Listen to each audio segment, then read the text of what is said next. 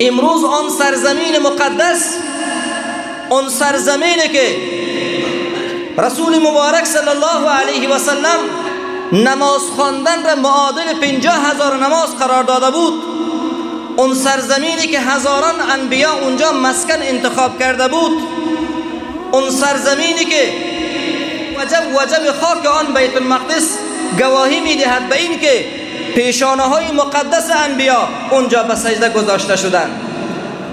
امروز دشمنان اسلام، جنایتکاران تاریخ بر علیه آن اشغال کرده و آزاد نمیگذارد که یک مسلمان در آن مکان مقدس پیشانه‌اش را به زمین بگذارد.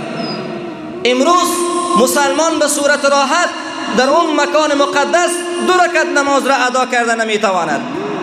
بله، هرگز تاریخ فراموش نخواهد کرد این جنایت بزرگ اتحاد کفری بر اثر انگلیس بعد از جنگ جهانی اول بیت المقدس را، سرزمین قدس را به 2 حصه تقسیم کرده بودند، قدس قدیم و قدس جدید.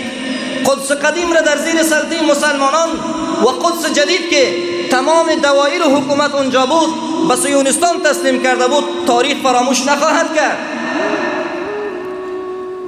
این تقسیم ناجوان مردانی که خودشان تقسیم کرده بودند، الان میخواهند از ساحه خودشان دوباره تجاوز بکنند، به تقسیم خودشان باورمند نیستند، میخواهند اون تقسیمی که زیر سلطه مسلمان ها بود با آن هم تجاوز بکند.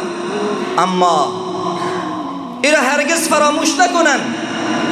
شاید همانند جوانان کرد زمین، همانند جوانان عراق زمین، باری دیگر نوادگان سلطان صلاح الدین ایوبی از کدام نقطه‌ای از سرزمین قیام خواهد کرد در مقابل این بی انصافی آنها مشت کوبنده انشاءالله در دهن آنها خواهد زد.